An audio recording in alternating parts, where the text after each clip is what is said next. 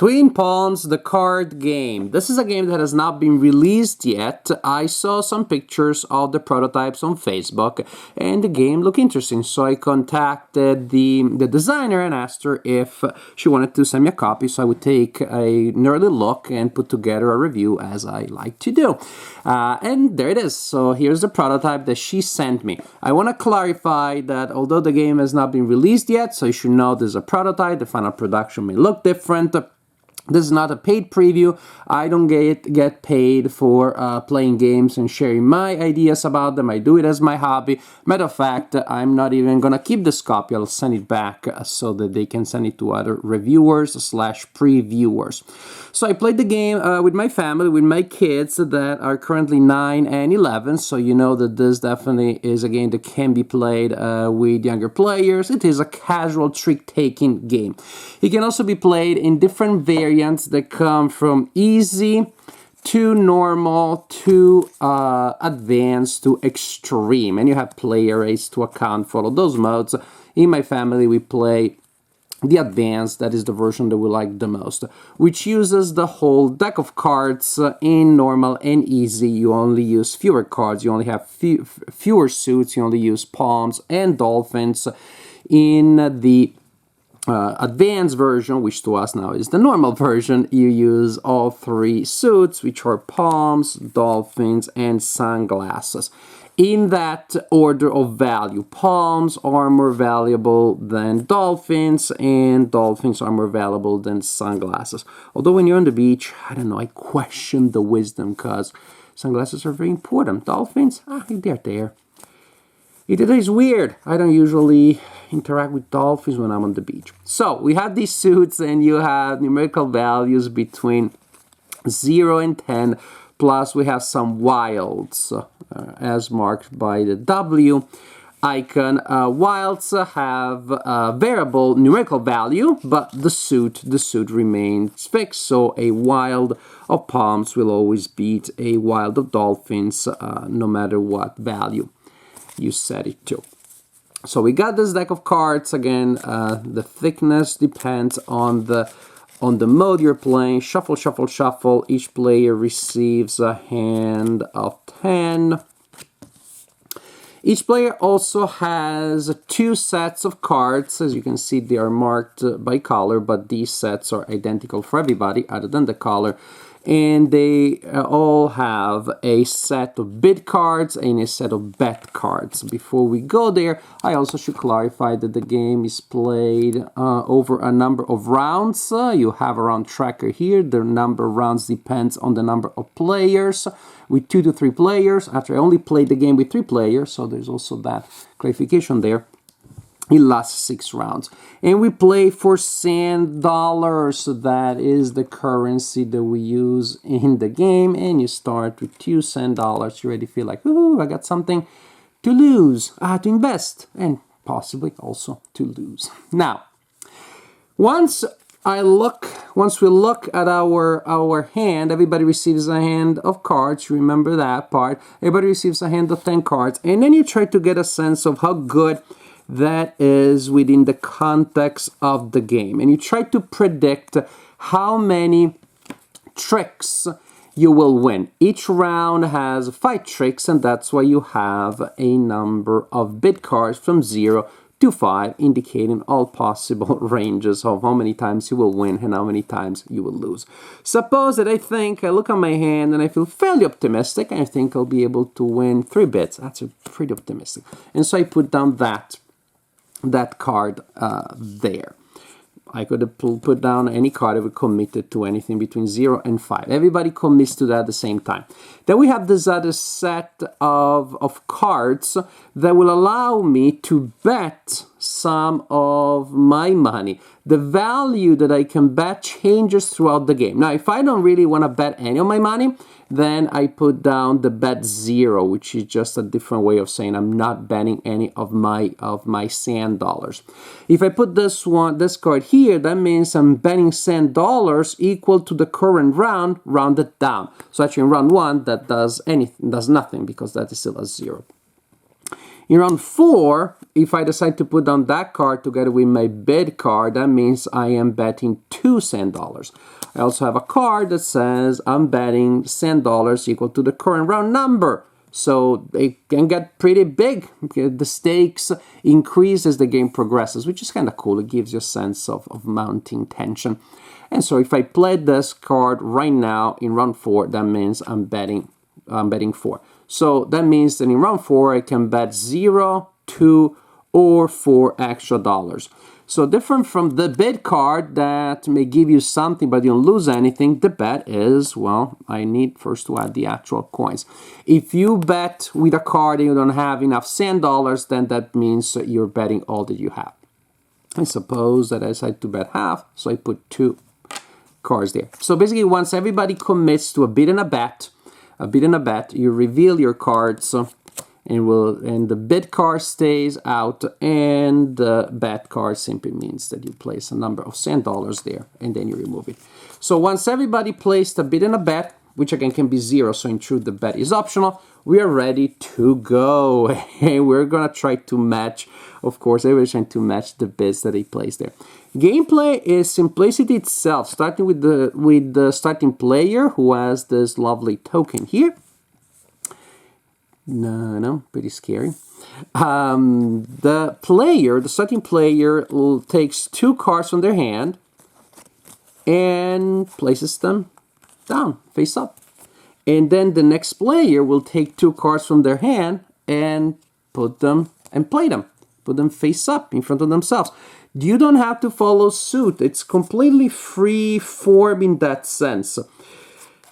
And then this other player, say, places these cards. That's it. Everybody plays 2 cards. That's why I really like the free form there. There's no trump suit. There's no, although you can argue the palms always win, but there's no, changing trump suit. There is no following suit. Nothing. Everybody plays 2 cards. After that, you look at the player rate for the mode that you're playing. Again, advanced, and you see who won the trick. That's simple. Pairs will always be non-pairs. Within the pair aristocracy, the pair aristocracy here, then again, 2 palms of the same value will beat 2 dolphins of the same value, which will be 2 sunglasses of the same value, which will beat a mixed pair, and that, of course, will beat all the non-pairs. Within the non-pairs, we have the same hierarchy based on suits.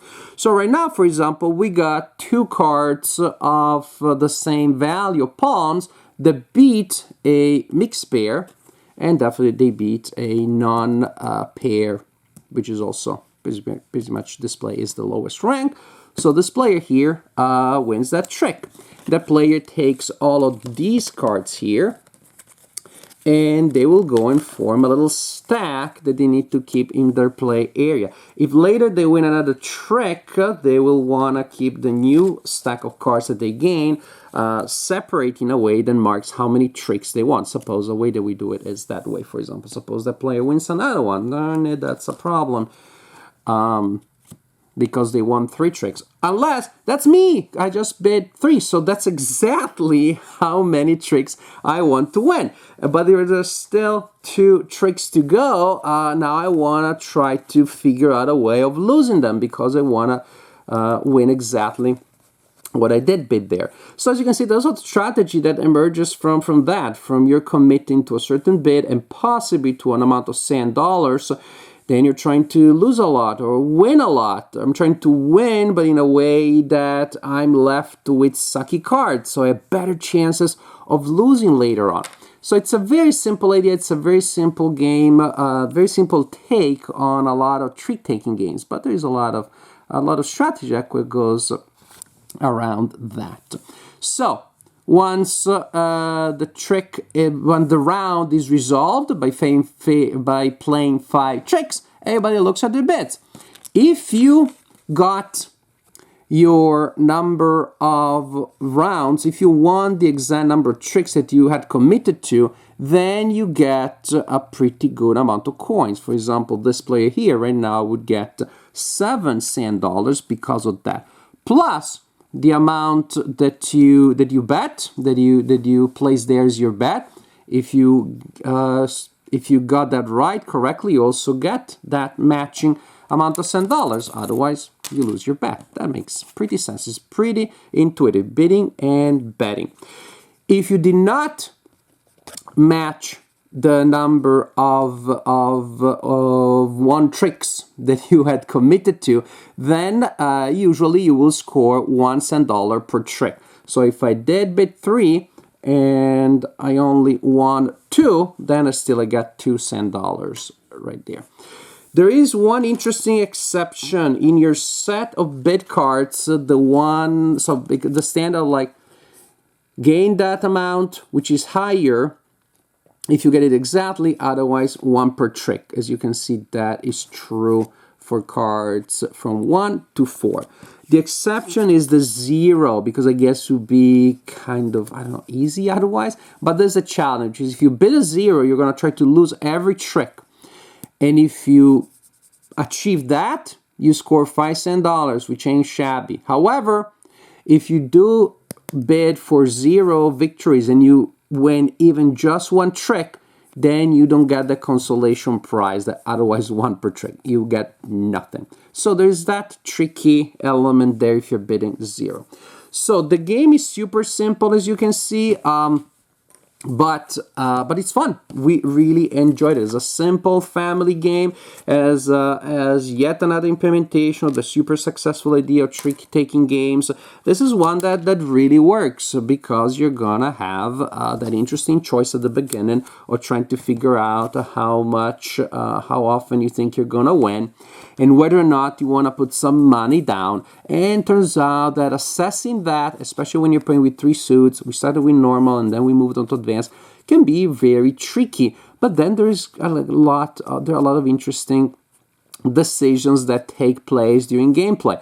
There will be the moments where you really want to lose everything, and so you're leaving behind possibly the lowest cards, the mismatch cards. But in doing so, we did that. You don't realize that, you pay so much attention to what you are keeping in your hand to make sure that it sucks, that you don't realize that you played a pair, which has totally happened to us, and then you win that trick because you played a pair.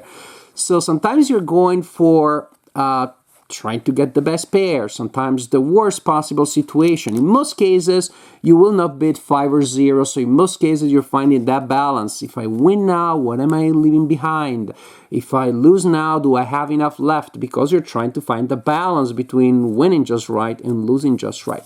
The art is nice and pleasant. In times of pandemic, the idea of going to the beach, traveling, feels very comforting, very, very nice. The production as is, honestly, they didn't tell me this is a prototype. It would feel like pretty good. Maybe this one, could be thicker, but in the final production, maybe it will be. But it's such a small thing. As of now, these cards feel nice, feel really pro quality. Again, the art to me looks ready. The wild cards that show you like a big mess, not a huge fan of that. Maybe for there are more cards that show like an empty towel there, for which I like to see people on, and again, probably that will be the case, but again, tactile, like this is good quality.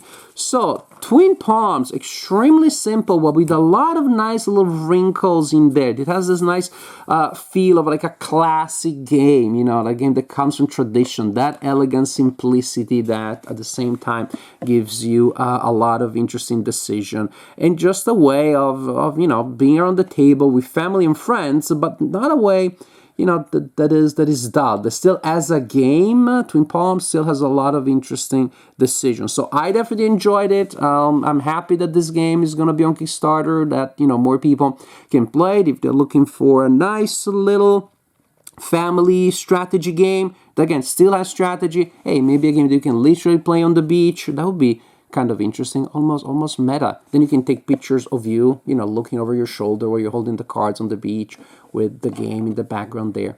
Could be cool. Twin Palms, simple, fun, family game. We definitely enjoyed it.